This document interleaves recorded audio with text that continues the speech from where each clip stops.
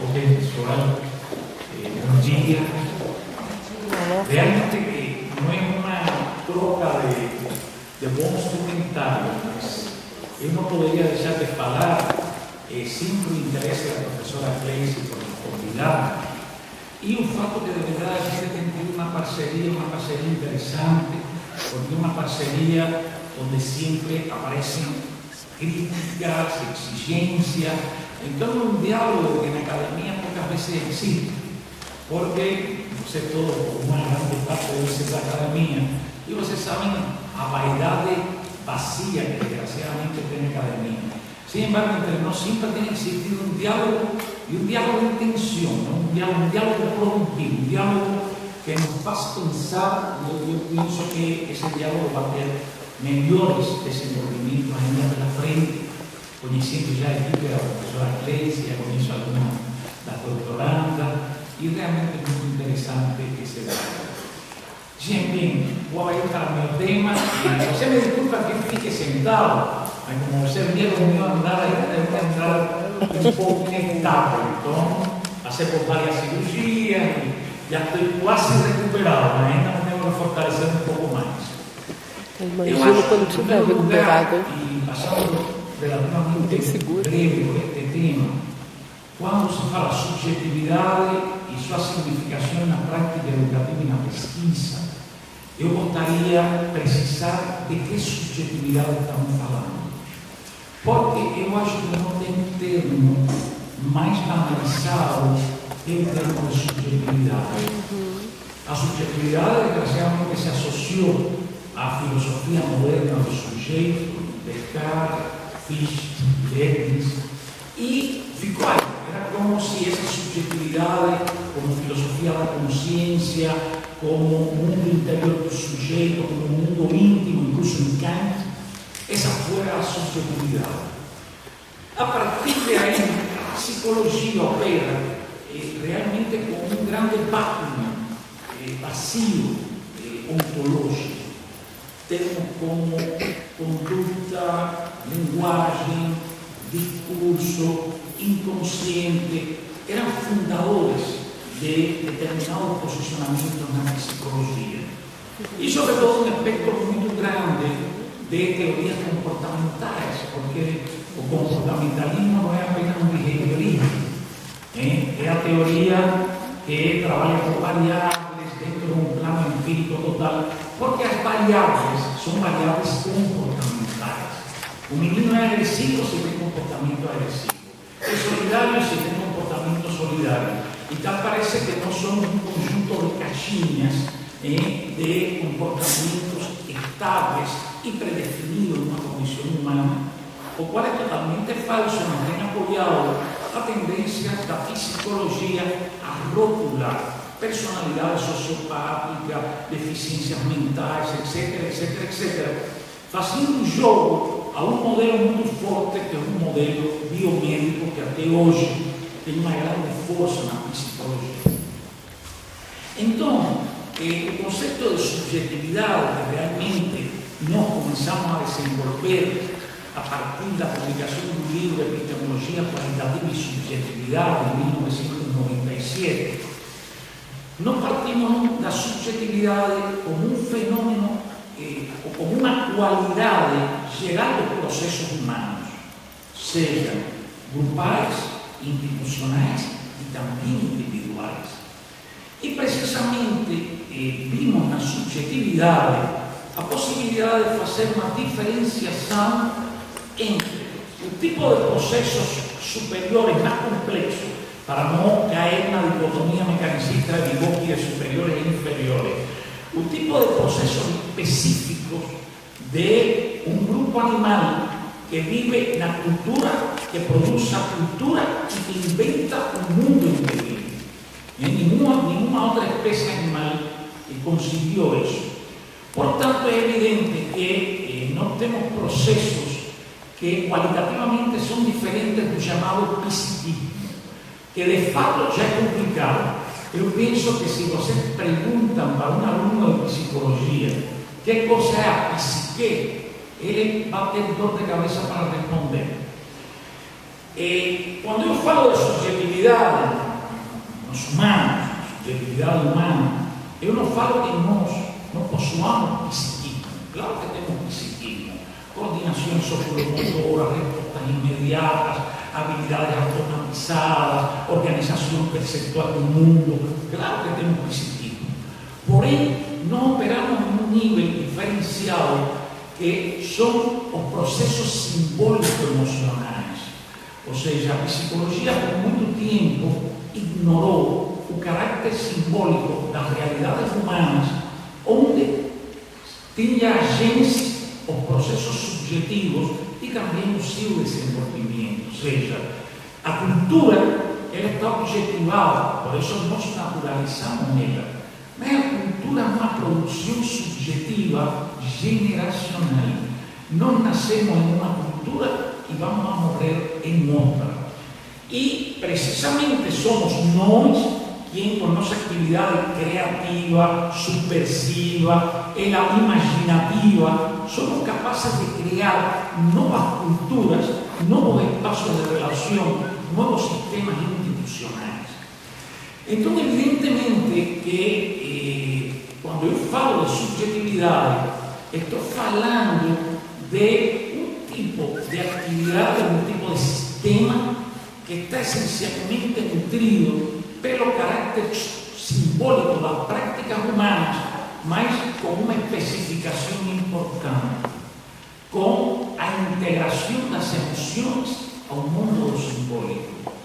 Ou seja, nós não respondemos apenas a necessidades somáticas, a necessidades de vida, nós respondemos a um mundo simbólico dentro do qual nós nos desenvolvemos. Então, é interessante porque esse mundo simbólico social, verdade, que foi como obisí em a teoria das representações sociais, a primeira teoria que marcou que o social não era apenas o relacional e o ambiente externo, mas que o social era toda a produção simbólica que, através das quais se organizavam as representações sociais, permitindo práticas compartilhadas. Posterior a isso, teve muita força na psicologia, verdade? Sim, um pouco posterior a isso, teve muita força o giro linguístico da filosofia. E então, em lugar de pensar os processos do homem em termos de comportamento ou em termos de energia em que nutre um inconsciente virginal, aparece a figura da linguagem como a colocação ontológica mais forte para identificar os processos do homem. E esto, o giro que dá Lacan dentro da psicanálise, quando compreende o inconsciente como estrutura da linguagem, evidentemente introduz muito mais a psicanálise como processo da cultura do que Freud tinha feito. Porém, se manteve o que eu gosto de chamar o hermetismo epistemológico da psicanálise. Tem um conjunto de princípios de partida que, se você não partilha eles, já você não cai dentro da família das teorias. Freud tinha a função, verdade, que colocava no organismo, e a função virava para ele sexual quando se transformava na representação. Porém, para Freud, a representação não era uma representação consciente, era precisamente a organização psicológica de um movimento dinâmico em que se transformava a pulsão derivada dos impulsos de uma sexualidade muito mais biológica em um aparelho psíquico, como você conhece, um complexo de Édipo, etc. A psicanálise se evoluiu muito. Verdade, Lacan foi uma grande ruptura e, posteriormente, nos dias atuais, nós temos a Stephen Frost, Anton Elliot, o campo que se chama estudos psicossociais, que precisamente já falam explicitamente de subjetividade como produção da cultura. Porém, eu não sei por que estão tão fixados na sexualidade, na pulsão, claro que estão ainda no soma, porque precisamente eu penso que um dos saltos essenciais do homem na modernidade tradición cultural es que las necesidades de ese corpo pasan a ser procesos subjetivos donde o simbólico está presente. O sea, yo siempre gosto de falar para meus alunos, Freud pensaba que era la sexualidad o afecto. Eu penso ao contrário, é o afecto à sexualidade. O primário de nós seres humanos é o afecto, o contacto afectivo com o outro. E para mim, isso é importante na configuração dessa subjetividade em toda a sua história. De aí o que hoje, ontem, se colocava na mesa Albertina, Tina, Carmen e Maristela. E Maristela. E Cristina. Maristela escapa que era precisamente nas práticas educativas o lugar do espaço da criança, do aluno, em qualquer nível, dentro de uma teia de relacionamentos onde ele se sente acolhido, com afetos, capaz de ter um espaço próprio dentro de um espaço social. Então, nós realmente, ante o tema da subjetividade, trabalhamos no tema da personalidade por muitos anos, porque me formei na União Soviética, na Rússia, e fui discípulo do meu doutorado de Bolshoi, que foi uma das discípulas de Vygotsky, e na psicologia soviética, realmente o tema da subjetividade não era um tema que tivesse circulação. E o conceito de personalidade um pouco integrava, pelo menos no nível individual, os complexos processos da subjetividade individual. Porém, não se falava de subjetividade. Embora Bolshoi era uma autora muito corajosa e já falava que a pessoa não é um reflexo do mundo, é uma produção sobre o mundo. Este é um princípio central da subjetividade. Ou seja, a subjetividade não é um fenômeno do processo objetivo. A subjetividade é uma produção humana dentro de determinados processos sociais, historicamente situados e perpassados por uma cultura. ¿Verdade? Ou seja, um pai agressivo, essas relações binárias que a psicologia tem procurado em toda a sua história. Um pai agressivo pode dar um filho agressivo, um filho tímido, um filho desestruturado, enfim, é um filho que vai ter uma capacidade de produções diferenciadas frente a esse pai agressivo. E uma coisa muito interessante, um pai agressivo pode ser um elemento tremendo do desenvolvimento. Se o filho sente a agressividade como desafio. Porém, claro, nós estamos na educação. Nós temos que, nos sistemas educativos, tentar criar condições que estimulem essa integração do educando dentro do espaço educacional. Não me vou referir a isso mais adelante, apenas quero trazer que nossa proposta de subjetividade está apoiada em 5 categorias essenciais. Primeiro, a categoria de sentido subjetivo, que é uma categoria que tem sido difícil, porque nos meus próprios trabalhos eu tenho ido evoluindo essa categoria. Mas o sentido subjetivo é como o microcosmos de uma vida individual ou de um espaço social se organizam aqui e agora em uma atividade humana. Sempre se falou da psicologia cultural histórica, mas como pode existir uma psicologia cultural histórica que seus conceitos não permitam aprender os processos simultâneos e contraditórios da existência humana? Porque nós não somos sujeitos estáticos, nós nos configuramos, e isso todos vocês devem ter essa experiência, como você está dentro de uma conversação que está indo muito bem, que você se sente feliz, se sente optimista, se sente contente, e de pronto, em um momento X, sem que você identifique por quê, você se sente velho, ou você se sente inferior, ou você se sente mal, ou você se sente desvalorizado. E o pior, que não sempre os sentidos aparecem no conceito, porque nós temos um trasfondo da psicologia um certo racionalismo. pensamos que todo pasa pelo pensamento e pelos conceitos. Eu diria, sentir é o ponto mais importante da existência humana, porque nós não controlamos o processo do sentimento. Então, aquela velha aspiração racionalista de que a razão controla o processo humano, sempre também trago para meu grupo, para meus alunos, um exemplo: o amor. Quem já controlou o amor através de conceitos? Porque tem um amor bonito, alto, simpático, estudioso, carinhoso, de boa família, igual não vai apaixonar por ele. Isso é o que aconteceu. Ou seja, com frequência então você se apaixona por cara que é safado, um pouco de intelecto.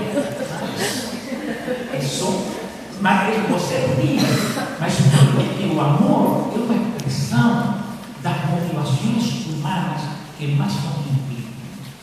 Toda motivação, toda configuração, eu não gosto da palavra motivação, e vou explicar isso através do conceito que eu vou apresentar, porque a motivação em psicologia foi colocada como uma categoria externa, que é um pouco combustível para outros processos.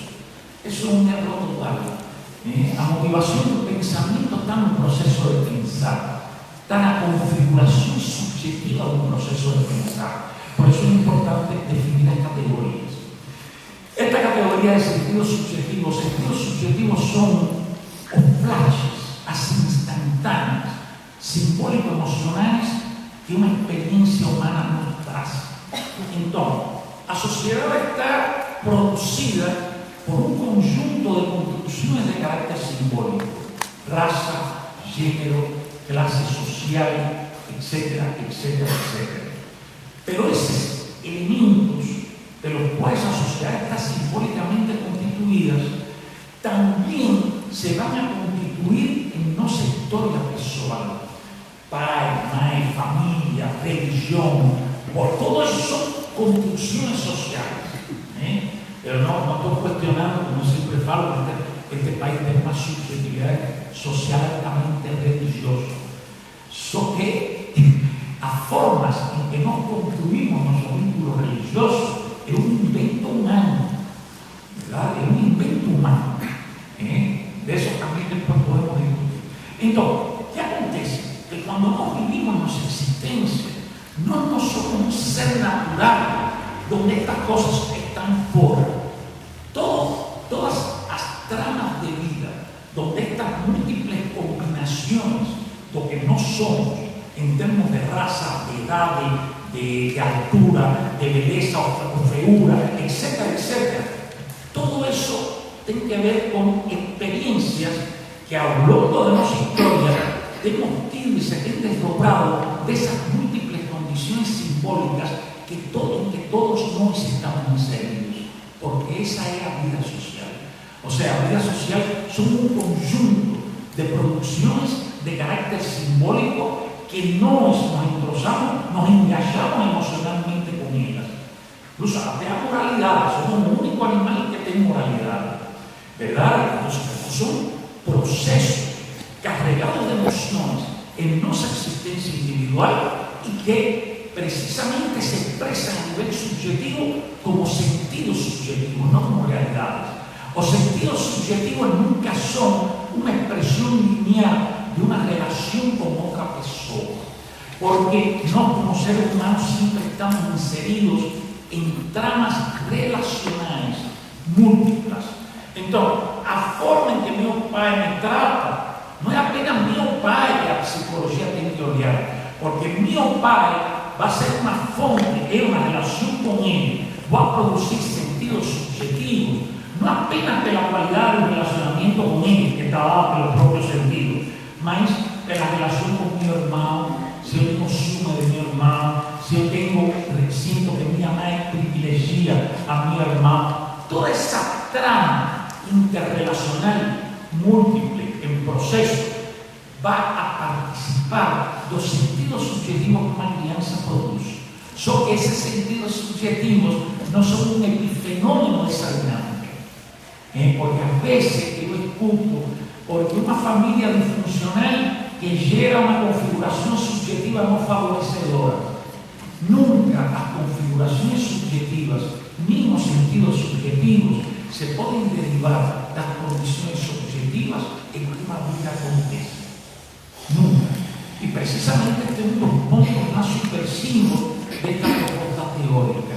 La subjetividad que es una producción, tiene carácter generador, no es un reflejo. Y este es un punto de distancia fundamental con la forma en que la psicología soviética, a primera que explícitamente trouxe a génesis cultural, social e histórica do psiquismo, desenvolvió en sus corrientes dominantes. ¿Verdad? El propio Vygotsky, que no hemos tratado como si fuese un tijolo, como si fuese el mismo Vygotsky de principio a fin, o que salvó a Vygotsky, es que Vygotsky fue profundamente contradictorio en su pensamiento. Yo pienso que todo pensamiento creador nunca es un tijolo lineal, es un sistema de contradicciones. Entonces nos tenemos un Vygotsky profundamente instrumental entre 1927 y 1931, que es un Vygotsky más popular, porque fue un Vygotsky que se popularizó en la psicología norteamericana, y que tiene un parágrafo que siempre es un poco la bandera del pensamiento vygotskiano. Toda operación interna propiamente psíquica fue primero social. ¿Sí? Que eso es peor que pudo tener falado de Vygotsky. Porque si todo, o mi mundo, primero fue social y fue internalizado, la subjetividad de un epifenómeno no tiene significado, ¿verdad? Y una cosa son las tramas sociales y otras cosas las producciones subjetivas, los individuos y grupos que viven dentro de los sistemas sociales. Entonces, los sentidos subjetivos, porque les acontecen, o sea, yo no puedo dejar de ser un cubano, ¿verdad? De ser un hombre de 67 años, cuando estoy hablando aquí con vocês. Pero esas también son producciones subjetivas. ¿Qué quiere decir 67 años? No quiere decir nada. Quiere decir simplemente eso, 67 años. Pero la sociedad pega esa edad y ya la construye en un conjunto normativo de preconceptos, de divisiones, de posibilidades. Yo siempre gosto de hablar para mis alumnas, en psicología siempre tengo más alumnas que en nuestras sociedades, si você se casa con un pedreiro es un problema grave. Mas si você se casa con un chinés, con un negro, también es un problema grave. Mas si você se casa con un hombre 20 años mayor o 30 que você, es un problema grave. Mas si você se casa con un hombre 15 años menor que você, es otro problema grave. Entonces, tenemos una sociedad totalmente estereotipada por producciones simbólicas que, sin nos percibirnos, pasan nuestra forma de representar, actuar y nos posicionarnos en la vida. A subjetividad, estos son producciones subjetivas, porque precisamente estos sistemas de producciones simbólicas sociales tienen efecto en la regulación del comportamiento porque generan emocionalidad en nosotros. Si no generaran emocionalidad, no tendríamos ningún problema, no seríamos todos de ese comportamiento. Mas ellos no apenas generan emocionalidad, como ellos no aparecen claramente en la conciencia. O sea, desde que la psicología dio un giro del lenguaje y un giro discursivo, ficou claro que a trama de procesos sociales de carácter simbólico en que estamos inseridos no es regulada ni controlada pelo individuo.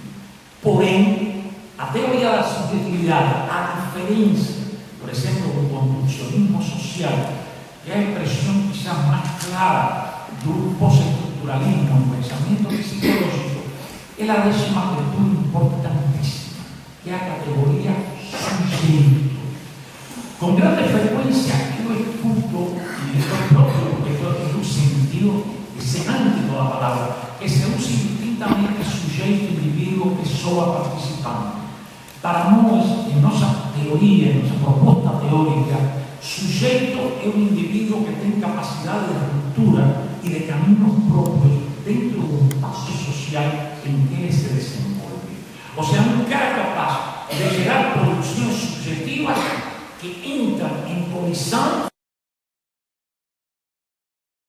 importante, sobre todo cuando pensamos en educación, porque hoy no tenemos sociedades profundamente masificadoras.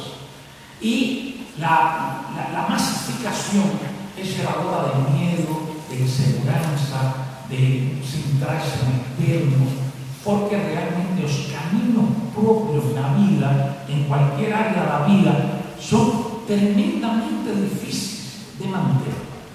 Solo que cada uno desenvolve recursos subjetivos para navegar los caminos propios. Entonces, eu sempre le falo aos meus alunos que a ciência é uma aventura. É uma aventura onde você vai transitando, onde você toma um posicionamento, onde você avança, onde você retrocede e onde você permanentemente está criando e se inquietando. Ou seja, a ciência é o caminho das incertezas. Muitas vezes não queremos ter a certeza total em nossos caminhos de tortura e aí então empobrecemos a tortura. Tá?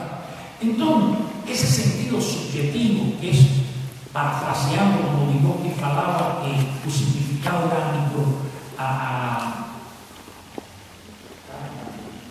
que o significado era o microcosmos. Se me olvidou essa palavra, essas são coisas da beleza.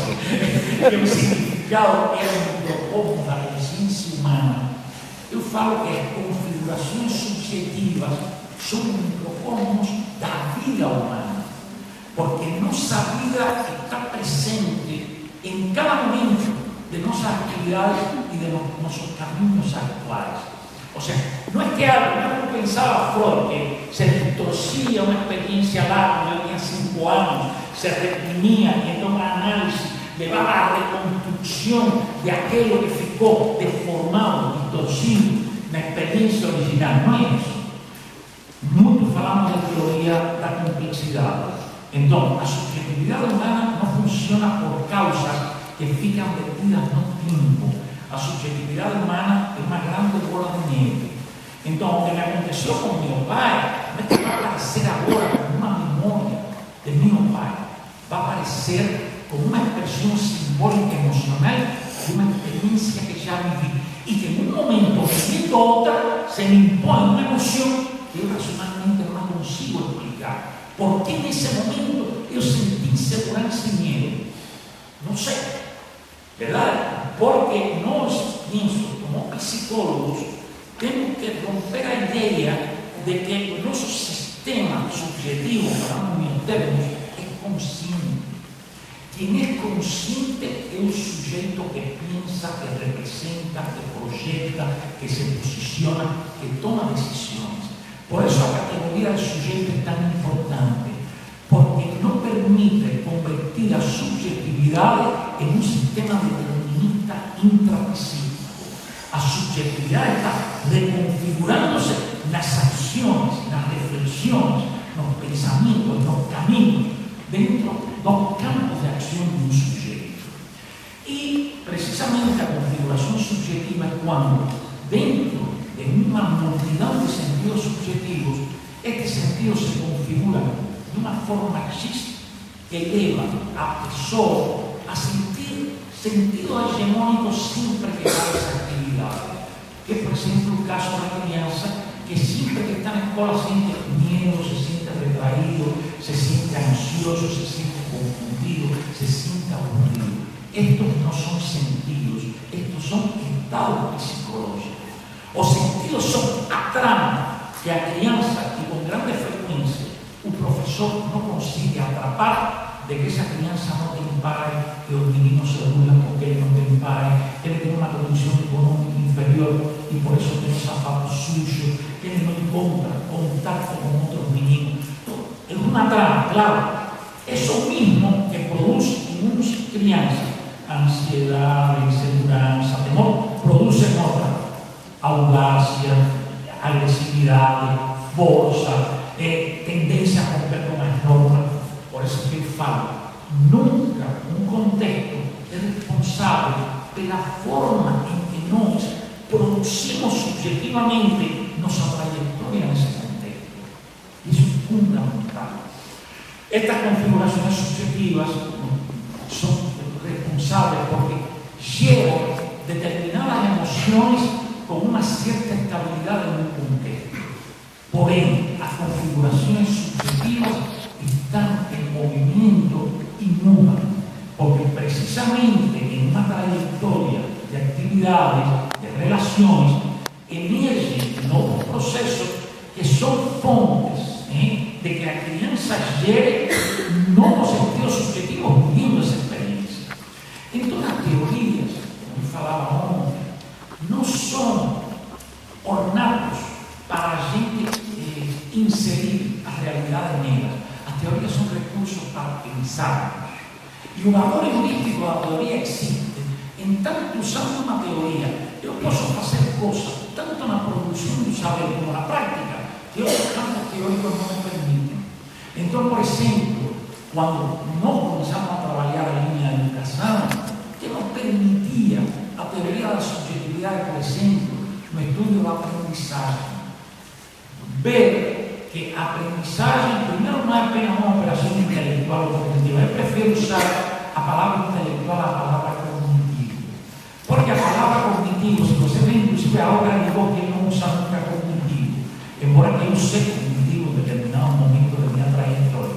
Mas a cognição sempre implica uma informação que vem de fora e que toma formas em operações intelectuais. Claro que tem cognição, mas nos seres humanos, precisamente pela cognição subjetiva, toda cognição é uma operação intelectual que está integrada por imaginação, fantasia e uma série de processos que são produções simbólico-emocionais do sujeito que está processando uma operação. Então, o intelecto permite isso. A cognição já é mais complicada. E por isso, além disso, para mim, o intelecto funciona bem sempre que se configura subjetivamente. E este conceito de configuração subjetiva das operações intelectuais nos permite romper a dicotomia afetivo-cognitivo. Como eu falava para vocês, qual é a motivação do pensamento? Não é algo que está fora do pensamento, é a configuração subjetiva do processo de pensar. Quando eu estou pensando, aparecem meus fantasmas, sentidos de história, coisas que almejo conseguir, verdade? Aparece eu. Cada momento do pensamento é um momento altamente pessoal. Por isso, pensar no rigor científico, fora do sujeito e das ideias do sujeito, é algo simplesmente barroco, dos começos do positivismo. Não de Comte, porque se você lê Tratado de Filosofia Positivista, você vai ver que Comte diz que nunca tem um fato empírico sem uma ideia como antecedente. Porém, a psicologia tem um caminho tremendamente empírico. Então, esta combinação de configurações e sentidos subjetivos se dá em sujeitos, em sua atividade. Esses sentidos se fazem presentes, mas dentro do curso da própria atividade podem emerger outros sentidos que vão subvirtiendo a configuração dominante nesse campo da ação. As configurações não são intelectas, que estão fixas no mundo interior. Elas têm um nível de estabilidade, mas elas estão tomando novas formas. Por isso que se algo tem um sistema subjetivo, é que ele não é um sistema determinista. Minha subjetividade está presente em meu comportamento atual, mas não determina ele, porque eu sou uma pessoa ativa. Determina ele se eu me considero, se eu me reduzo a um nível totalmente passivo.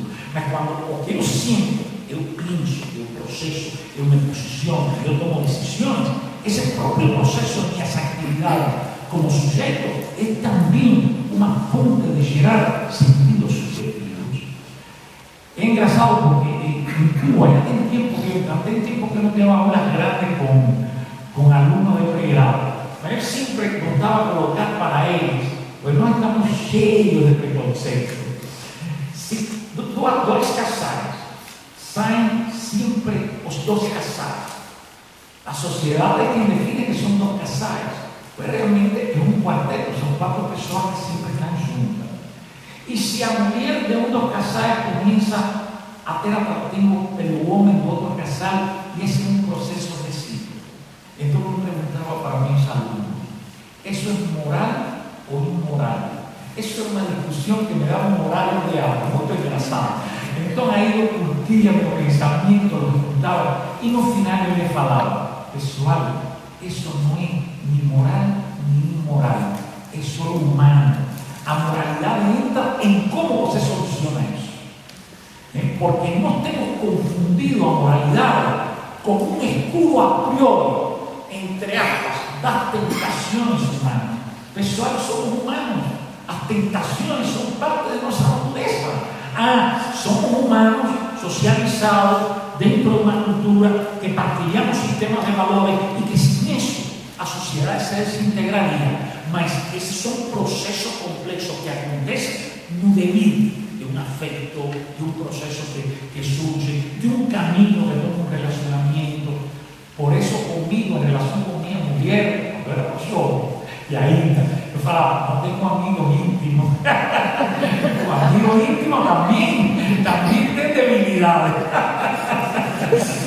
Então, pessoal, o que eu quero agora, tenho um livro acá que eu recomendaria a todos vocês lerem, porque a psicologia, pelo seu viés racionalista, sua influência racionalista, o positivismo seco, Darwin, a psicologia se afastou não apenas da arte, a psicologia se afastou de um dos campos onde mais aparece a subjetividade humana, o romance. E agora, recentemente, eu estava lendo um livro de Milán Kundera que se chama A Arte e o Romance. Eu recomendo esse tratado de psicologia e de desafios para o pensamento no campo da psicologia.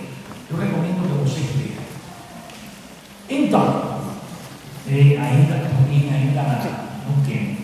Esta subjetividade que eu colocava para vocês, uma vez que eu me desprendo das essencialidades individuais, verdade? Evidentemente que o fenômeno da subjetividade, eu começo a ver ele não apenas nos indivíduos, começo a ver ele nos processos sociais. Por exemplo, as representações sociais são uma produção subjetiva. Elas não existem na realidade. Elas existem precisamente ancoradas sobre o conjunto de produções que partilhamos na sociedade. Eu sou professor do ICU, verdade? De uma equipe de pesquisa na Faculdade de Educação na UNB. Eu sempre pergunto aos alunos que vejo que eles passam pelo lado da pessoa da faxina, e eles me olham para a pessoa. Claro que são mal educados, esse é um problema generalizado, pelo menos aqui no Brasil. A educação é pobre, ou seja, a pessoa não será muito educada. Dá junto com isso, porque eles falam bom dia para o professor que não conhece. Então, se perguntasse para eles se essa pessoa, como ela valoriza essa pessoa da faxina, eles vão dizer que igual que ele, uma pessoa de direito, etc. Porém, realmente ele valoriza essa pessoa como diferente, suja, verdade? Não igual a mim, verdade? Para que eu vou cumprimentar se ela não tem cultura e não vai entender? Possivelmente ela não vai cumprimentar a mim. Ou seja, todo esse conjunto de sentidos se mistura quando você passa pelo lado dela e não olha para ela. Isso é uma representação social. Isso é o que a Denise Jodelet encontrou quando estudou a representação social da loucura em França. Pelas perguntas, ela nunca chegava, o louco é bom, ele ajuda. Só que o baile, o talher, os copos, a toalha, todo o que aquele louco que tinha sido inserido na comunidade usava, mas ninguém usava. Então, Denise Jodelet falou: a loucura é contagiosa, é suja, é doente. Essa é a representação social real. Porque as representações sociais, longe de constituir na prática empírica banalizada, não são conscientes. O próprio Moscovici literalmente falava: a representação social está lá onde Freud definiu o inconsciente. Então, nós temos que nós vivimos uma trama tremendamente complexa, mas somos sujeitos dessa trama. Não temos por que ser apenas eslabões, como pudiéramos falar, executores dentro dessa trama.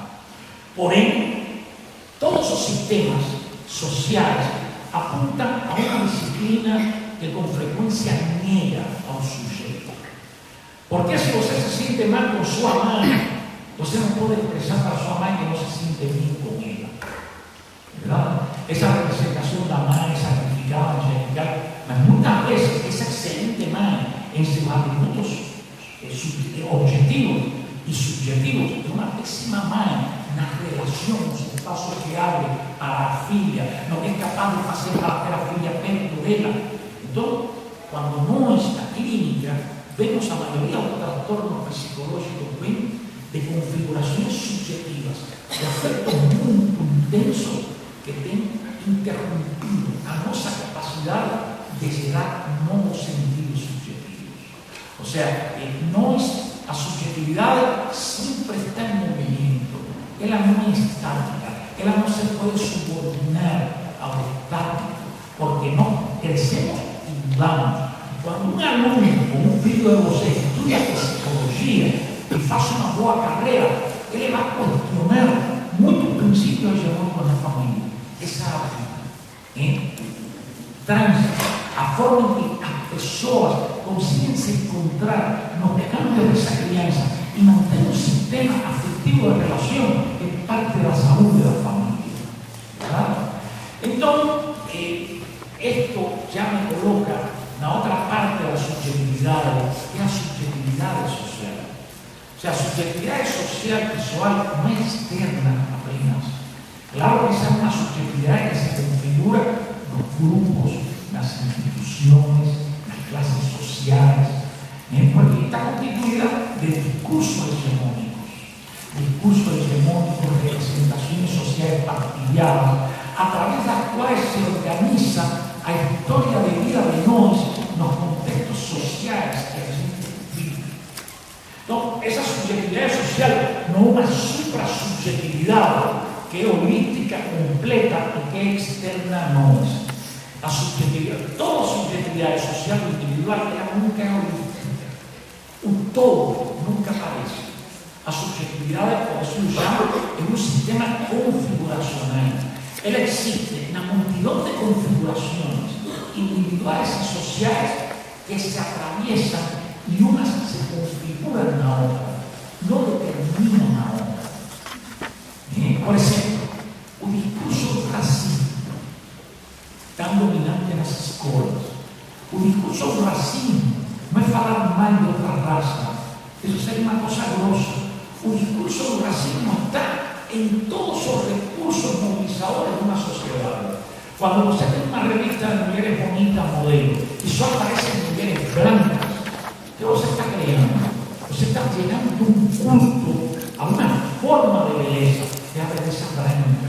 Então, as crianças na escola, eles estão atravessadas pela subjetividade social do Brasil e das famílias. A criança não chega à escola apenas com um conceito de idade.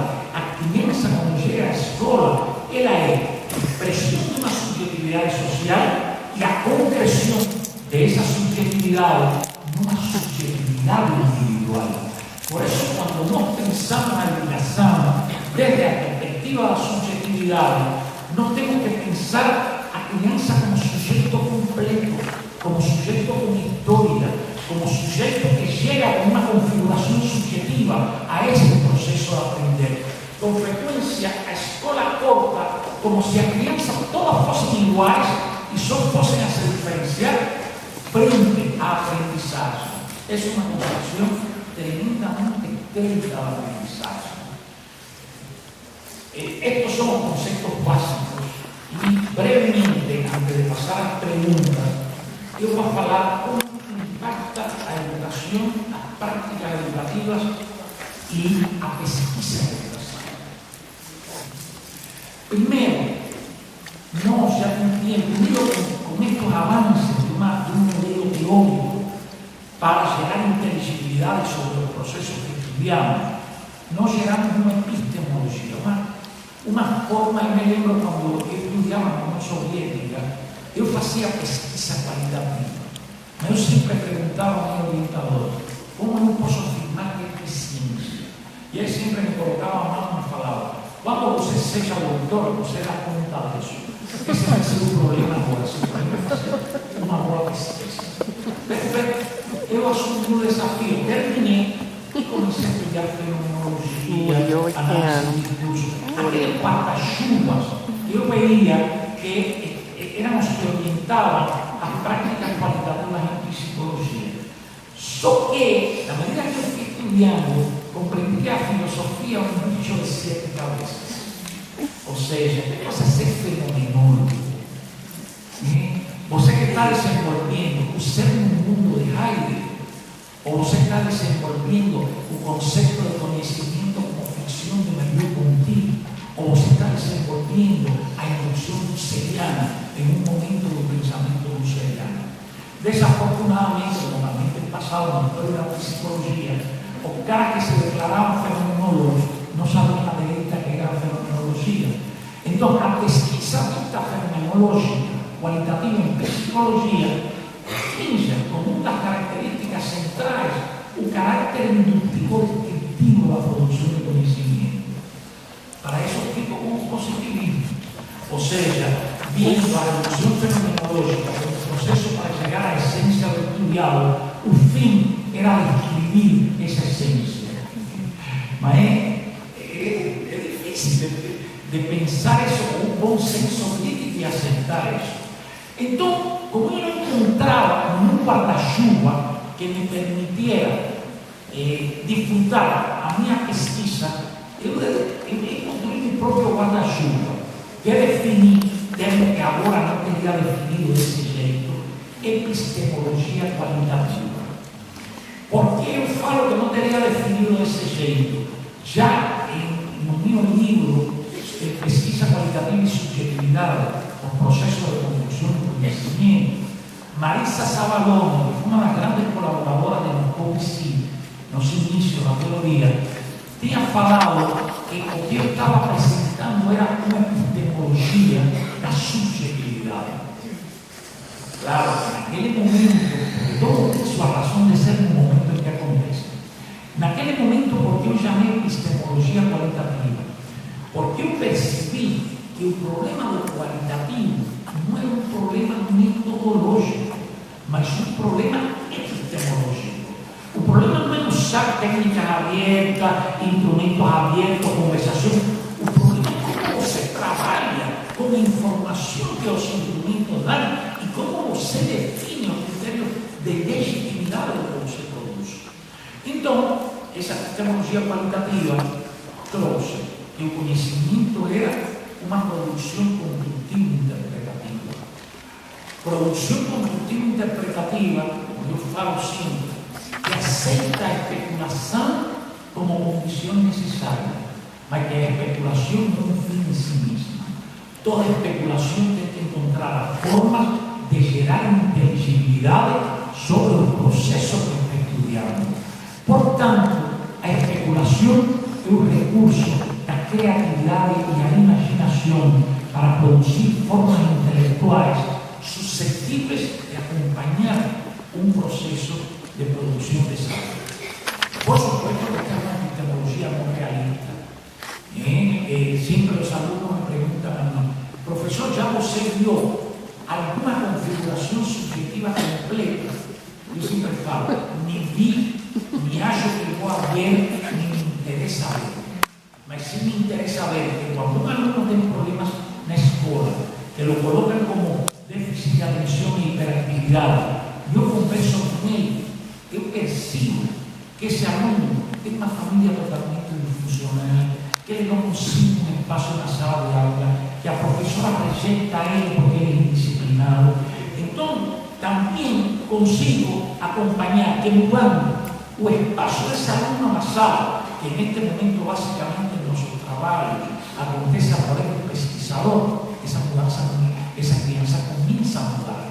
Portanto, o problema que ela apresenta não é um problema afiliado a uma patologia, é um problema em sua condição vital existencial que está sendo subjetivamente produzida dentro desse perfil que a criança expressa na sala de aula. Com isso eu não estou querendo falar que não existam trastornos trastornos que dificultan el aprendizaje.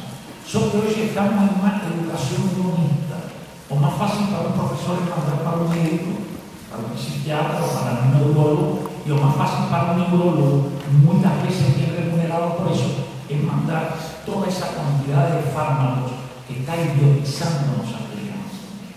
Entonces, evidentemente, tenemos una escuela técnicamente muy boa, mas sin entrar en los procesos humanos do desenvolvimento subjetivo dos recursos que un alumno tiene que ter para crecer en la escuela. Porque o objetivo de la aprendizaje no se puede separar del desenvolvimiento humano. Aprendizaje es un proceso de desenvolvimiento cuando él acontece como engajamiento emocional do alumno. De otra forma, aprendizaje es una tortura para una crianza activa, ¿verdad? Yo les falo esto autobiográficamente, toda teoría autobiográfica. Yo fui un pésimo alumno en la escuela, odiaba las materias de la escuela y era un gran jugador de béisbol, ¿verdad? Me gustaba mucho el béisbol y los padres. Simplemente cuando llegué a una edad que a vida me conmocionó en determinada dirección, emprendí una productividad intelectual que me acompaña de hoy. Entonces, no tengo que pensar que sin desenvolvimiento, apenas la imposición, lo que nos damos para que el otro reproduzca, gente ahí no tiene ni educación ni tiene aprendizaje realmente creativo, realmente imaginativo. Si los recursos subjetivos de la crianza no entran en los procesos de su vida en la escuela, simplemente estamos perdidos. Entonces, evidentemente, que pesquisar esto implica tener una epistemología que considera la pesquisa como diálogo, como inmersión en el espacio pesquisado, como conversaciones que toman diferentes alternativas instrumentales por parte del pesquisador, pero algo fundamental que ya tiene valor epistemológico, como presencia valedora en el espacio de la sala de aula. No tuvimos recientemente un trabajo de una de mis alumnas, una sorpresa enorme, cosa que ainda no escribí, que es que primero un pesquisador está en los desafíos impredictibles de los procesos de comunicación con las crianzas. Las crianzas se dan situaciones incluso frente a los instrumentos de pesquisa que ninguém puede prever, y sobre eso el pesquisador tiene que tomar decisiones que abran un camino que permita continuar la pesquisa y continuar los objetivos de mudanza que con gran frecuencia yo siento que las pesquisas en educación deben tener.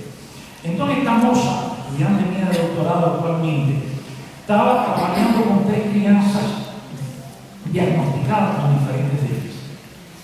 Y ella estaba observando que la profesora estaba trabajando unas narrativas, y una de las crianzas con que ella trabajaba, ela estaba inquieta, hiperactiva, mas a profesora no olhava para ella, no cobraba nada de ella, los alumnos conversaban y ella no participaba en la conversación. Ella estaba totalmente excluida de la dinámica de ensino. Y cuando se ve la sorpresa de ella, entonces, claro, nos ponemos monitoreando, cuando la crianza espontáneamente llega a ella, pega un dedo de él y fala: tía, ¿posso contar la historia que la profesora contó hoy de mañana? La profesora, claro que puedo contar. La crianza contó la historia perfectamente e inclusive con digresiones imaginativas sumamente interesantes. Por tanto, los problemas que la crianza tiene socialmente, la integración en sala de aula, y que a veces tras un mundo en que la crianza vive, son barreras subjetivas para el proceso de aprender. Yo lembro que este tema se trabajó por el grupo de Boschó en la década de los años 50 del século pasado, en una línea de pesquisa que se llamaba reacción emocional inadecuada ante un fracaso. Como las crianzas reaccionan emocionalmente ante un fracaso y tomamos un camino de relación y de estar en sala de aula, este es un concepto muy importante de Heidegger: ser un mundo, estar ahí. O sea, que él está con su mundo dentro de ese mundo que es la sala de aula. Entonces, no tenemos que pensar la sala de aula no como un espacio en el cual se acontece a vida a las crianzas en un número de horas significativas. Un espacio en sí mismo, de la sua condición social, debe ser un espacio de desenvolvimiento. Entonces, a pesquisa, y esto está colocado desde la definición de epistemología cualitativa, a pesquisa realmente no tiene diferencia con la práctica. La única diferencia de pesquisa y práctica es que un pesquisador está percibiendo un objetivo de saber y la práctica está pretendiendo resolver un problema dentro de ese contexto. Ahora, en esta colocación le falé un carácter constructivo interpretativo a pesquisa como diálogo, y le quiero hablar de algo que es lo que más dificultad detrás. Un caso singular como un caso legítimamente con valor de cientificidad. Ahora, un caso singular no tiene un valor de cientificidad porque él sea único. Él tiene un valor porque lo que él nos traza entra en un modelo de pensamiento que ya está evoluyendo en nuestra historia de trabajo intelectual. Un concepto de modelo de pensamiento presente, un concepto de configuración subjetiva, no es apenas una definición teórica, es una definición epistemológica, porque uno no puede falar nada a priori da configuración subjetiva do outro. É preciso criar o outro. Portanto, a produção, a configuração subjetiva é um modelo conceitual que toda a vida na diversidade dos sujeitos, grupos, instituições que são pesquisadas. Isso é sumamente interessante. E, evidentemente, quando as pessoas não estão acostumadas a pensar, porque nós temos, desgraciadamente, em nossa sociedade organizada, 1% enorme da população que pensa pouco. Não porque tem baixo nível cultural, a universidade está cheia de pessoas que pensam pouco. Quando a pessoa que pensa pouco, você movimenta o sistema estreito de crenças em que ela desenvolve sua prática, ela simplesmente entra em cortocircuito. E um educador é um problematizador, não é simplesmente um repetidor, é um problematizador, é um cara que ante todo deve estar engajado com a condição das crianças ou dos adultos que tem frente a ele. Verdade?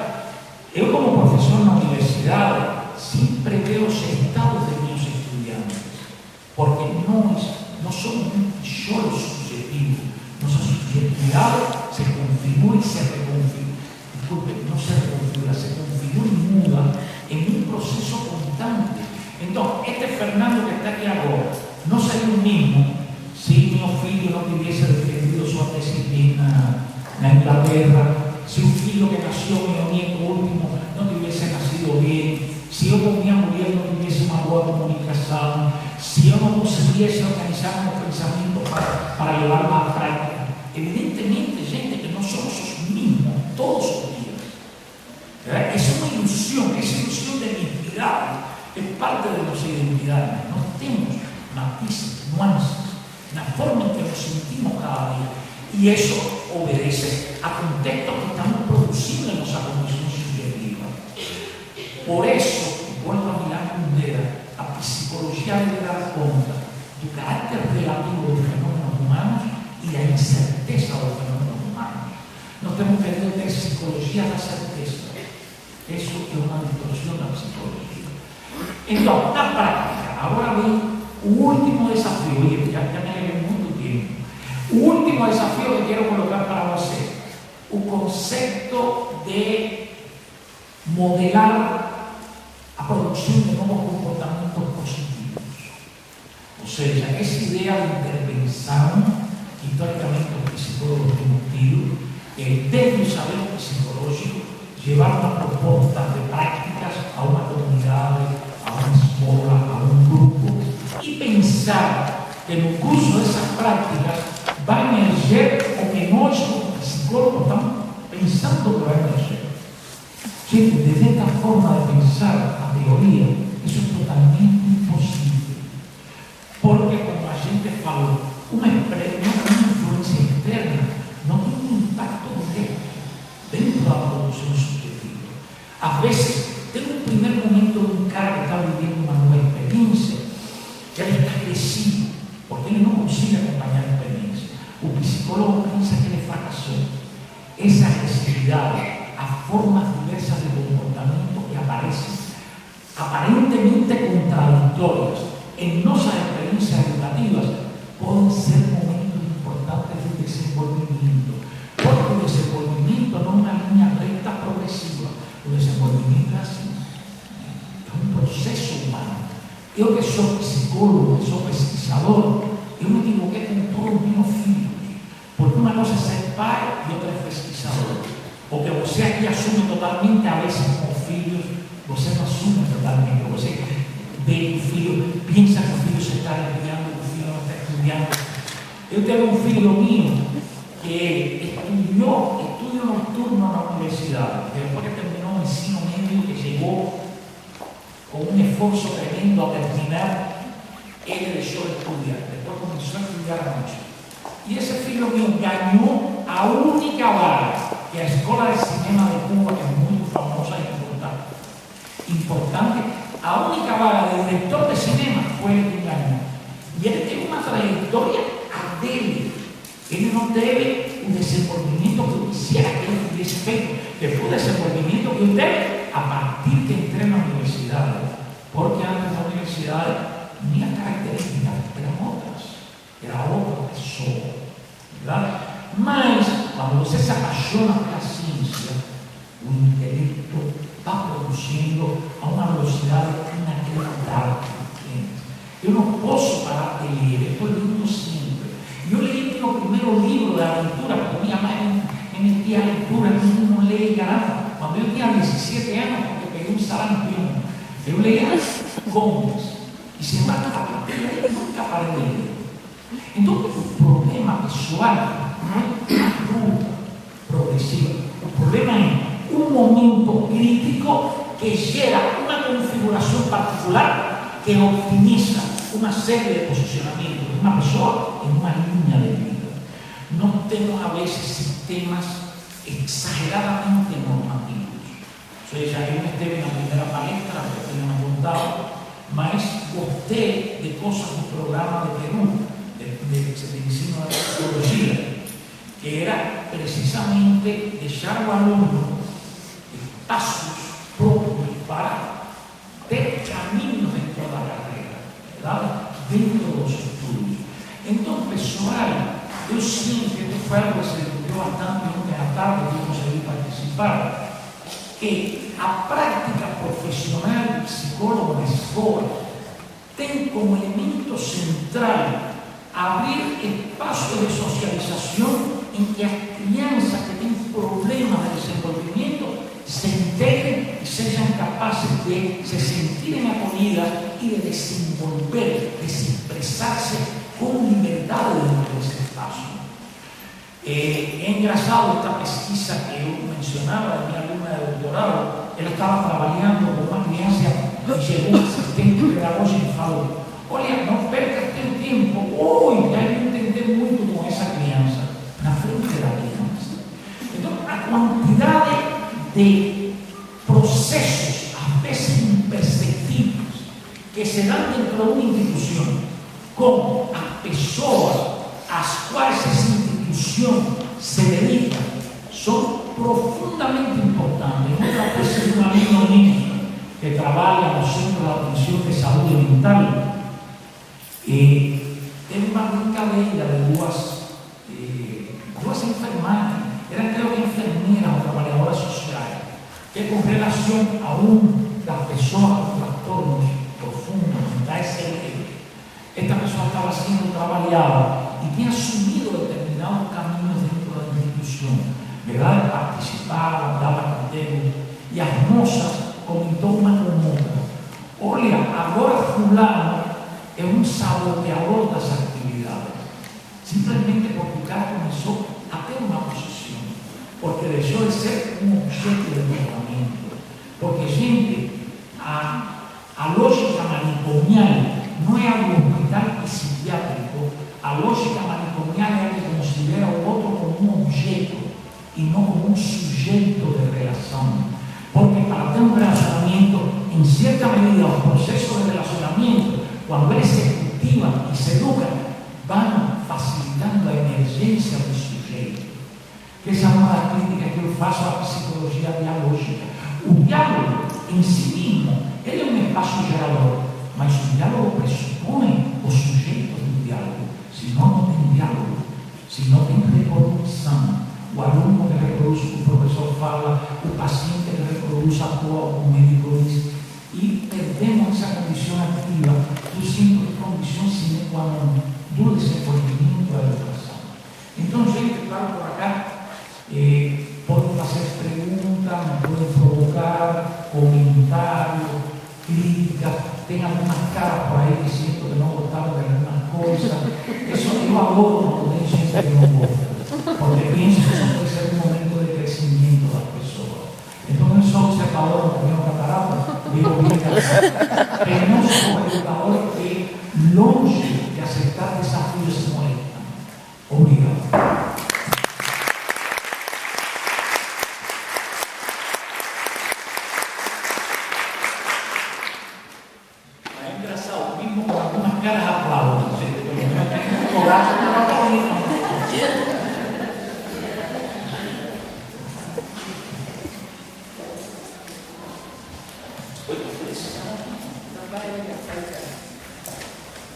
Então, obrigado, professor Fernando, é realmente um privilégio. E aí a gente abre, então, que eu estou cada vez mais convencida de que a história, né, a gente constrói, percebe que constrói historicamente. Então, eu tenho certeza que daqui a alguns anos, alguns de nós estará se lembrando de que estivemos lá com o professor Fernando, o grande autor, que a gente não ouviu falar, já ouviu falar, não ouviu falar muito mais à frente, né? E aí vamos aproveitar então essa oportunidade, porque é muito raro a gente ouvir, com tanta generosidade como o professor Fernando se coloca, a teoria e o protocolo da teoria. Dessa forma tão generosa, o professor Fernando nos livros. Então, eu gostaria.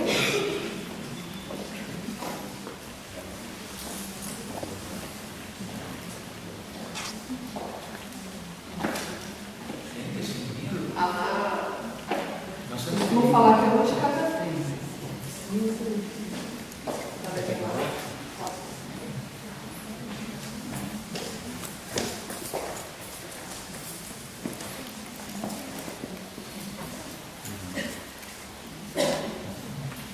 Bom dia, meu nome é Mayara, eu sou professora e conhecimento de psicologia. Na verdade, não é nem uma pergunta, eu estou aqui porque, gente, tem muita história. Senão, vem para cá. Parece que coloca muito perto do microfone, a boca, separa um pouquinho, vai ter ver melhor. Você fala alto, porque você vai me ouvir melhor do que se eu falar no microfone. então, assim, meu nome é Mayara, eu sou estudante de psicologia. E, esqueci o nome da professora, esse é um dos momentos que assim, eu fiquei encantada com o que você falou. Eu não sei, teve alguns momentos que eu não acompanhei, eu queria ter sido sua aluna agora, que eu ia te interromper assim várias vezes que você... Não percebi isso, não teria... Não, mas assim, acho que o momento aqui não cabe, isso seria um momento de aula. Mas assim, o que você trouxe dessa subjetividade, tudo assim, não sei se eu compreendi da forma como você colocou, mas é o que instiga, né, Silvia? Eu quero mais deixar claro que você, pelo menos eu estou saindo com a vontade de sentar e discutir, de pensar o ser humano, de pensar como é como a gente, a nossa história, como a gente flui nela, como a gente constrói as nossas relações. Então, assim, eu só quero compartilhar que eu estou extremamente... Queria várias pessoas sentadas ao meu lado, mandei mensagem para um monte de gente, a gente fica aqui. A gente está compartilhando. Então, assim, realmente foi muito bom. Muito obrigado. E eu espero que em algum momento professora Grace e eu sempre estamos em contato possivelmente com o cliente. Estar aqui com o senhor, realmente é enriquecedor em todos os momentos. Meu nome é Ione Antonini, sou professora e aluna do curso de psicologia também.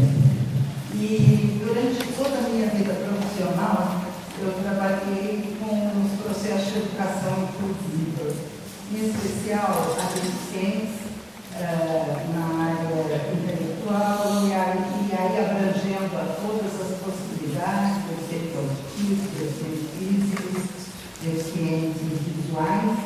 E dentro da lógica das estratégias de trabalho nessa área de educação inclusiva, nos mostra uma série de caminhos.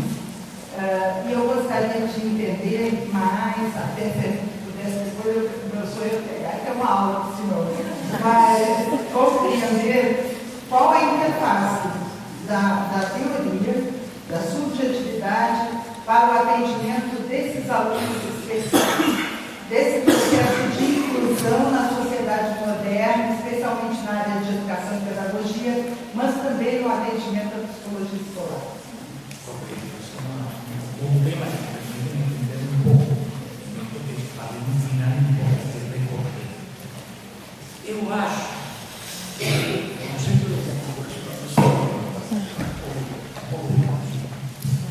acho que o conceito de configuração subjetiva tem valor holístico porque nos permite tecer hipóteses no processo de diálogo com o outro, que aliás eu acho que é um processo central de qualquer tipo de prática, com independência de outras ações de diferente natureza, verdade? Pode ser situações fantásticas, etc.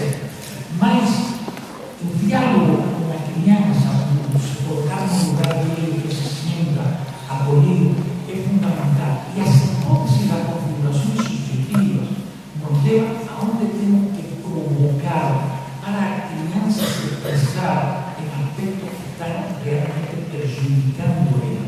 É o único que nos permite trabalhar com isso. Por exemplo, Gabi Bocchi colocava, e eu concordo com ele, que o problema do defeito, o maior problema do defeito, não é o defeito, é o tratamento social do defeito. E isso é fundamental. Se nós temos crianças que têm determinados problemas de diferente natureza e a família tem vergonha delas, a criança tem apropriado que ela não aprende. Então, ela tem uma série de produções subjetivas que, se nós não somos capazes de ir desmontando e permitindo que no vínculo, nessa atividade profissional conosco, possa empreender caminhos alternativos, nunca essa criança vai crescer. O nunca não é usar, vai haver muitas mais dificuldades para crescer. Na minha concepção de prática profissional, incluindo a psicoterapia, não é que eu devo saber nem não vou resolver o problema. Eu vou usar o saber como um recurso para formular hipóteses que me permitem conduzir a trajetória com o outro, mas o outro tem que emerger como sujeito do processo terapêutico. Essa categoria sujeito é de suma importância. Ninguém muda por a expressão direta e imediata de uma ação profissional. A ação profissional é um espelho para a pessoa começar a labrar um caminho de avançar. E na psicoterapia, inclusive, é a mesma coisa, porque não temos uma ideia que a psicoterapia é só a clínica. Vamos chamar a psicoterapêutica, se não queremos, mas no trabalho educativo tem um tremendo valor terapêutico, porque é um recurso para que pessoas que estão situadas na limitação possam encontrar espaço alternativo de desenvolvimento. Mas sempre é o outro que impõe o espaço. Não temos que entrar, não temos que tocar ao outro, e o outro tem que ter a capacidade de crescer nesse caso, porque simplesmente quando uma pessoa está assujeitada a uma configuração subjetiva de transtorno, vamos chamar, de mau funcionamento, que são as configurações subjetivas que ansiedade, medo, etc., insegurança, a pessoa não tem recurso, ela sozinha para sair. Aí vem o valor dialógico na teoria das subjetividades.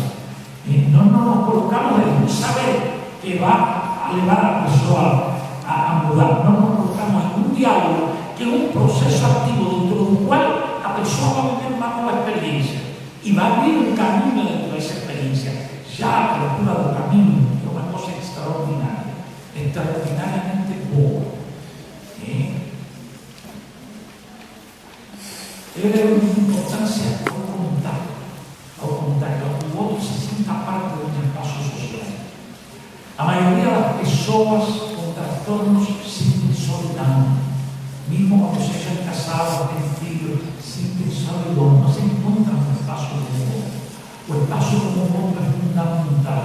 E o espaço com o outro é uma via para que emerjam novas configurações subjetivas que permitem realmente mudar os sentidos que nos têm em um momento dado, não nos deixam nos movimentarmos. Porque para mim, o transtorno psicológico é quando se perde a capacidade de produzir sentidos subjetivos. Quando a pessoa recicla, não me quiere, não tem valor nenhum, por exemplo, um exemplo interessante, que são as meninas que são modelos e terminam morrendo de anorexia. Como meninas bonitas, perfeitas, de corpo, essa é a parte da objetividade, mas elas não sentem isso. E elas entram em um círculo vicioso que não está na relação dela com o corpo, está na história de vida da pessoa que tem esse corpo. Então, a gente tem que trabalhar. Eu não quero dar soluções, eu quero abrir alternativas de pensamento, porque na psicologia e na ciência humana, soluções são complicadas. Eu quero que se faça caminho a andar dentro das práticas da psicologia.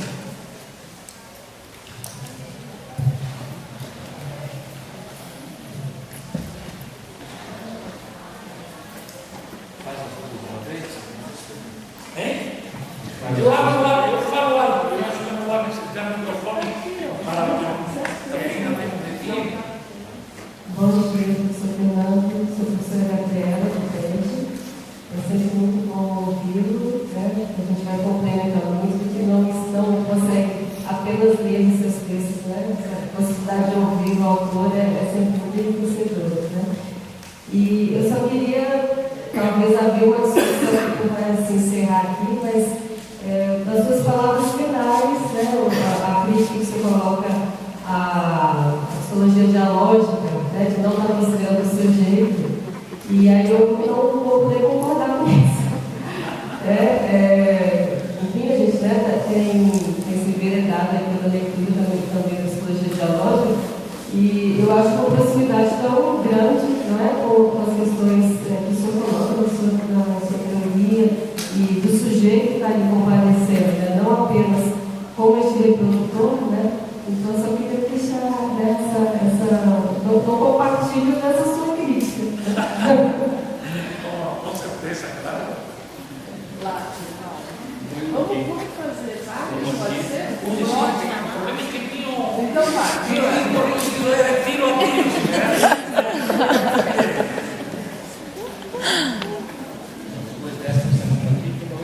Talvez as pessoas possam falar. Humanizado no apenas no chegou em pela palavra, sino que parecido de bons obedientes.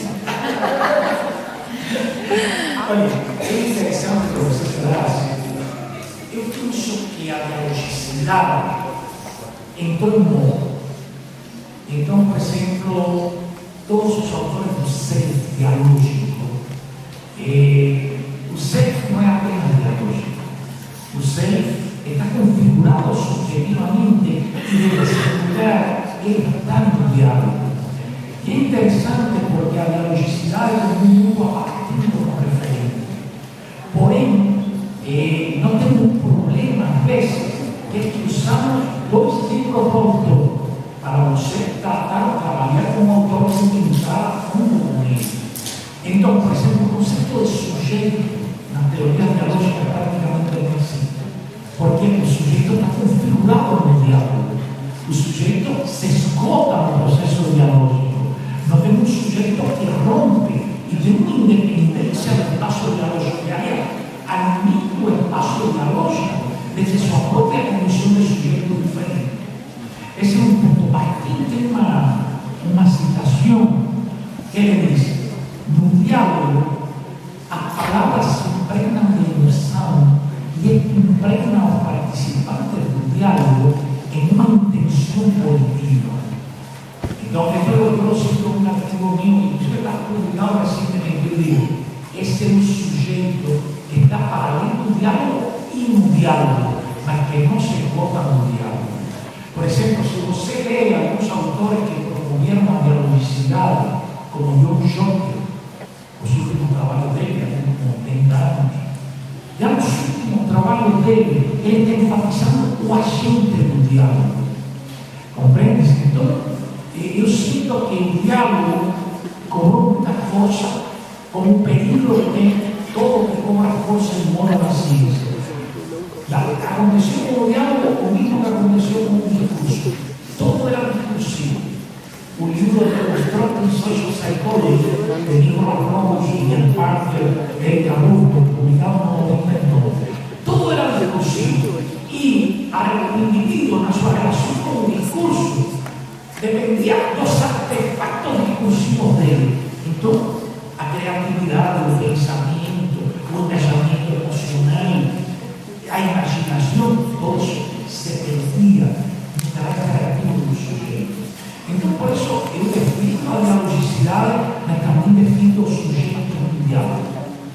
Porque eu não sei como pode ter diálogo se não tem sujeito ativo dialogando. Se agora mesmo você me pergunta, eu ativamente não me posiciono, mas eu me estou posicionando aqui desde mim, porque desde meu posicionamento teórico são diferentes aos teus. Se continuamos conversando, esse diálogo vai gerar novas coisas. Mas se para uma ser você e eu, o diálogo não nos ensina. Essa é a diferença minha com a psicologia dialógica. Vamos tentar fazer as perguntas um pouco mais alto, porque o nosso outro microfone teve problema. Alguém tinha já? Eu sou Glaucia, doutoranda em educação, orientando da professora Albertina, e tenho assim, extrema satisfação de atualmente pertencer a esse grupo aí da subjetividade. Realmente é um mundo novo assim, que se abre, acho que em termos de compreensão das realidades, e no meu caso, trabalho na área de educação. Para a educação é uma nova visão, né? Mas eu queria trazer, Fernando, um questionamento, e virou uma polêmica bastante acirrada no nosso grupo de pesquisa na quarta-feira, a respeito da produção de sentidos subjetivos. A gente discutindo novamente conceitos, aprofundando, e estabeleceu-se a seguinte polêmica. Pessoas que produzem sentidos subjetivos o tempo inteiro, ou existem determinadas situações, eventos, ações em que não há produção de sentidos subjetivos? Exemplificando, eu me posicionei da seguinte forma: se o sujeito não estiver dopado, dormindo, inconsciente, ele produz sentidos subjetivos. Ele pode não estar, ele pode estar aqui, olhando lá para fora, ele está produzindo sentidos subjetivos. Pode não ser em relação à sua fala, aos objetivos do colóquio, ao que a professora Cleide falou. Entretanto, ele está pensando lá naquela planta e que aquilo tem algum significado no contexto. Ele tomou uma decisão de que isso aqui não importa. Aí deram um outro exemplo. Aí falaram assim, não, se o aluno está na sala, mas não está participando, então ele não está produzindo sentidos subjetivos. Eu acho que ele está, em relação a alguma coisa que eu não tenho acesso, mas ele está. Outra situação, fala assim, não, em algumas atividades mecânicas, por exemplo, dirigir, ele pode não estar produzindo sentido subjetivo em relação à direção.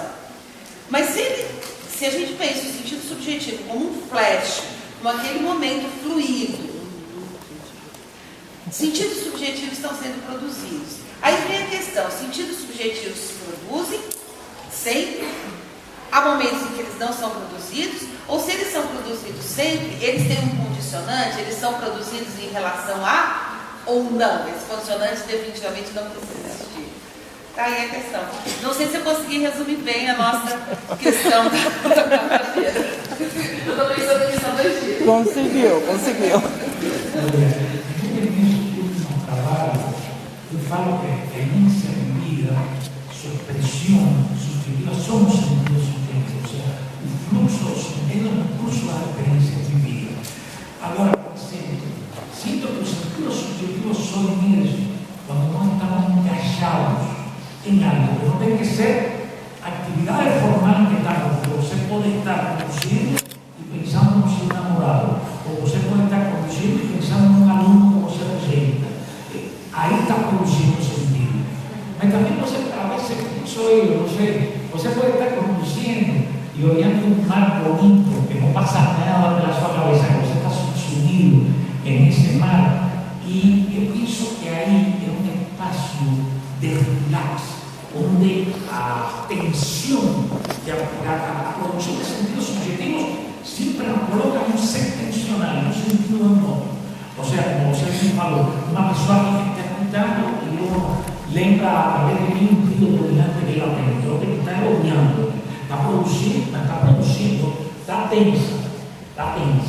Ahora, no tenemos momentos, siempre que todo de nosotros también tiene a ver, como yo le falo mucho a los cada uno de nosotros en un laboratorio de psicología. Yo lembro que cuando era prorector de la universidad, trabajaba vicerrector de la universidad, prorector de la existencia, tiene varios vicerrectores. Una época de mucha tensión, muchas guerras políticas, una época dura. Y yo a veces, como yo siempre fui deporte, yo acompaño mucho de los estados de los Cruz Sama. Yo gosto de acompañar en Cruz Sama. Yo lembro que era 11 horas de la mañana, yo tenía 103 de Cruz Sama. Estando en mi sala, trabajando y pensando, yo pegaba un carro y iba até a Bengamara, para conhecer uma cidade frente ao mar. Eu pegava uma pedra, me sentava, cerrava os olhos, começava a respirar o olor do mar, o som do mar, e as pulsações desciam a 80 em 25 minutos. Então, esse é um momento em que eu estava num set de contato com a natureza, que eu não fico seguro que eu estava pensando, eu não pensava, verdade? Estava num espaço de deixar-me levar pelo meu contato com o mundo. E em uma pesquisa minha em Cuba, com hipertensos, eu lembro que eu usava, claro, um instrumento que eu usava era pega 1 hora por dia para o que você queira fazer, ou seja, criar uma geração diferente com o tempo e com as pressões em que o tempo decide. Foi fantástico, porque alguns deles, que coisa tão interessante, chegaram e me falavam, doutor, porque essa hora ele era a hora do médico, então se a mulher chamava para ele almoçar, então na hora do doutor, por isso estava ali na praia. Alguns deles me falavam, é inacreditável como tem pessoas que vivem uma dimensão de um compromisso. Pegavam um carro, iam para a praia, e veem que a praia estava lotada ali por semana. Então, como tem pessoas que desfrutaram isso?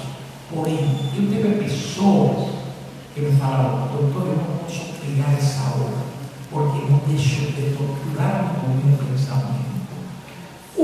Interrompe o sentido subjetivo de prazer, tem emoção de prazer, porque também não todo mundo subjetivizar. Eu falava no início da palestra que a subjetividade é um nível específico do processo humano, mas não tem um processo específico, ou seja, não temos emoções que não se empapam com o simbólico e que em um estado X são possíveis, que nos dão prazer, por exemplo, depois do orgasmo. Você acha que não tem sentido? Claro, se não tem orgasmo, já tem sentido subjetivo. Ou deve ter. Então, claro, eu sinto que sim, o ser humano pode ter determinado momento que não está definido pelo tipo de atividade. Eu concordo contigo. Um aluno que está inquieto em sala de aula, produciendo sentido, son en otra dirección que no aquella actividad escolar. ¿Te das cuenta? Pero es una cosa, es todo un palpite, porque te la voy a preguntar, es una cosa también a pesquisar, a acompañar. Pero siento que un ser humano no está un tiempo todo produciendo un sentido subjetivo. O sea, esas figuras simbólico-emocionales que están en el territorio de nuestros contextos, ellas no están transitando el tiempo todo en nuestra condición de ser. Porque si no, pienso que estaremos tensos. Porque a los sentidos subjetivos que nos dan, que nos llenan para hacer las configuraciones, nos pueden llegar a un nivel de organismo efectos paradoxales. Yo lembro que cuando yo llegué aquí, que ainda estaba trabajando hipertenso e infartado, yo trabajé con un físico de alto rendimiento en Brasil. Yo estaba felicísimo, yo trabajaba 15, 18 horas diarias. Só para poder ter 122 por 18 de pressão. Então, o organismo não estava acompanhando essa produção subjetiva prazerosa, porque nós temos um organismo que também entra em confrontação com nossa subjetividade. Nós, precisamente, essa capacidade geradora da subjetividade nos leva além dos limites do organismo. Isso pode ser um elemento na gênese da violência. Eu penso, eu não importo, estou chutando, verdade? Mas eu lembro que uma vez eu estava no simpósio do Congresso de Representação Social, eu estava no trem, estava Denise Joderete, outra pessoa, e Costalá, e Salvador. Éramos só 4. E era muito jovem, mas parece que eu estava conversando, me entretei. Quando me sentei na mesa que relaxei, puxa, me entrava um desejo de fazer xixi. Ele estava todo, pensa que não dava conta. Então, eu lhe pedi a Denise, que era uma figuraça da psicologia. Denise, você pode falar em meu lugar quando eu preciso fazer xixi, estou podendo. Então, ela muito, como ele, uma pessoa muito sensível, polar, e me fala, Fernando, o problema é que algumas pessoas vão a vida por fala e não necessariamente a minha. Então, eu tenho que explicar aí. Quando eu entrei no calor do debate, que comecei a falar e começou o debate, sim, a necessidade de fazer xixi sumiu. Como o corpo se sacrifica um estado que desborda lá além do próprio corpo. Não senti mais. Terminou a palestra, fui a descer. Chegaram umas pessoas querendo conversar. Puxa, eu pensei que não chegava ao banheiro. As pessoas estão fugindo do banheiro. Eu creo que muito medo. Então, como essa relação subjetiva? Por isso eu falo, cuidado. A saúde não depende apenas de emoções negativas. O estresse, não podemos identificar ele, mas é que me importante. Microfone, Fernando. O estresse não é apenas emocionalidade negativa, tem emoções positivas que, em sua capacidade mobilizadora, nos leva além dos limites do que sabemos para o organismo. Por isso eu me cuido, eu nado com um colega jovem, e então ele sempre quer estar subindo. Vamos nadar hoje 1,5 km, vamos nadar tanto, quilômetro 100, e aí nos manteremos, e devagar, eu sei que posso ter sentido, pelo meu prazer da atividade. Vamos uma última aí. Com a orientação da professora Valéria Mori, a gente teve 2 ou 3 encontros com o senhor, que muito enriqueceu toda essa trajetória desse pequeno trabalho, no qual eu pesquisei expressões subjetivas de pais cuidadores de alunos especiais. Porque nós temos na inclusão, eu sou da área da Secretaria de Educação, um problema seríssimo de não termos as crianças especiais serem praticamente criadas pelas mães e sem pais. A situação da deficiência, da dificuldade, acaba explicando esses pais das relações, e nós, educadores, temos uma postura, e eu me coloco nessa postura, de sentir indignação, porque é tão difícil e tal. E aí eu queria compartilhar com o senhor, ao contato com esse pai, lembrando que no universo de uma regional, de uma satélite, encontrei apenas 3 pais, e desses pais eu só pude ficar com um, adotou uma criança especial e criou ela sozinha. E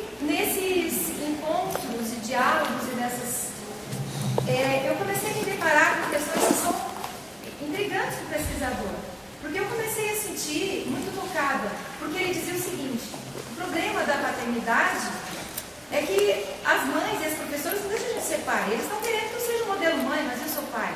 Então ele questionava que ele não tinha, tentando ser um pai, e que as escolas, as mães, as outras mulheres colocavam que ele estava sempre errado, porque ele não tinha, ele não estava sendo um modelo mãe. Porque é como se não houvesse um modelo pai para um filho inclusive.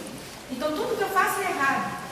Então eu não tenho esse espaço constituído na sociedade de ser esse pai, mas eu sou assim mesmo. E muitas vezes ele dizia, aonde eu vou eu levo meu filho. Eu levo meu filho para o trabalho, ele já tem 27 anos e ele é a minha sombra. Eu carrego ele porque eu não tenho como ficar. E todas as vezes, enquanto ele estava na sua estereotipia, na sua dificuldade, eu escutava, olha esse menino, aonde está a mãe desse menino? Se eu sou o pai. Não, mas ele está assim porque não tem mãe. Então eu comecei a ser tocada por umas questões de que lugar de pesquisadora eu estou, porque eu fiquei numa situação de me sentir tocada por essa fala que tinha a ver comigo, porque eu cobrei muito de pais e muita culpabilização dos pais. Por outro lado, eu comecei a perceber o universo masculino de muita dificuldade de exercer o papel da paternidade. Há uma construção social que limita muito o pai nessa efetividade do papel. Porque os padrões femininos nos cuidados, eles são muito fortes, muito normativos. E nós estamos, ao mesmo tempo, eu comecei a perceber que a escola que cobra a presença do pai, ela reforça para que o pai se distancie dessa relação e acaba fazendo com que ele se afaste mesmo até da gente, do próprio filho. Então, eu queria agora, mediante esse cenário, colocar o seguinte. Eu me senti escrevi, ficou linda, estou apaixonada, vou me encontrar com o senhor de novo para escrever o artigo, mas eu fiquei assim, como eu na observação, no diálogo, como que eu fiquei como protagonista e tocada, e eu tive que fazer esse método interpretativo, construtivo e escrever essas coisas em primeira pessoa. Eu venho do universo de outras pesquisas em que eu não podia escrever em primeira pessoa. Eu fiquei num cômodo, numa dificuldade, numa sudorese, que parecia que eu estava mais tocado do que o próprio pai. O pai estava na singularidade dele, estava fazendo o trabalho dele. Então eu digo que eu estou ainda nesse espaço de experimentação de pesquisadora e de universos de dificuldade, uma vez que eu sou mãe, sou avó, sou professora, e que esses padrões maternos de cuidado, eu sempre cobrei do meu marido, muita coisa que eu escutei dele falando, vocês aí, o jeito de trocar a prova tem que ser o seu, não pode ser o meu. Tá aí, ele tem 27 anos, eu queria ir sozinho, agora me fala qual padrão materno que tá aí, não tem o meu, mas só que ele não existe, eu tive que construir sozinho, brigando com vocês o tempo inteiro. Você vem aqui conversar comigo ou você vem falar de que está tudo errado do que eu estou falando? Então, assim, é muito interessante o que nós estamos falando, porque infere o protagonismo do pesquisador, que mexe com a nossa subjetividade também. E isso é uma coisa inquietante, é muito inquietante para a gente. Bueno, ya han pasado un tiempo, ¿verdad? Mas te voy a dar la respuesta, no voy a considerar una respuesta breve, eso es parte de toda la dogmatización, la forma en que se conduce a cuestión de género en la sociedad. ¿Verdad? O sea, inclusive aquello de función paterna, materna, nunca gusté de eso, lo siento, que donde afecto todo entra, claro. Si no tengo un pai, no tengo un modelo masculino, mas un modelo masculino no es determinante para que ese muchacho tenga problemas en el futuro. Yo tengo acá un alumno de doctorado mío, que yo le voy a pedir que se levante para que la vea, Eduardo, que él precisamente todo su trabajo está haciendo la cuestión del género, del transgénero, cómo todo eso que existe en la literatura. Él realmente tiene un nivel de profundidad grande en el tema, porque los estudiantes todos trabajan cuando le hacen subjetividad, pero también me van enseñando de los campos específicos de esas pesquisas que ya se convierten en todo un colaborador científico de la gente. Entonces yo voy a Eduardo para que tú fales con él. Yo siento que eso es parte de la forma de estar construido socialmente. Por ejemplo, cuando brincan con un niño, con un pai nunca va a escola, o sea, eso tem mala cinta. Lembra que nós vivimos en una sociedad profundamente machistas. O sea, entre todos los preconceptos que vale una sociedad normativa, que unido a eso es profundamente machista. Entonces no comprende que un hombre puede puede dar afecto, calor, acompañar un filho de cualquier manera. O sea, eso que a función materna ya por origen es diferente a ternura que un pai puede dar, es parte de un imaginario machista. Tu propio Freud es un machista profundo, que el psicoanálisis conservó un bias machista durante mucho tiempo. Cuando Julia critica a Lacan, en parte está criticando a forma en que Lacan se posiciona frente al problema de género. Mas então, isso é seguir pesquisando e há muito tempo terminou. Eduardo entra em contato com ele e já aí tem umas e-mails que vai ajudar, né? Ele conviene se confrontar em esse tipo de tema. Ok? Gente, les agradezco a todos. Ok? Muito obrigado e até a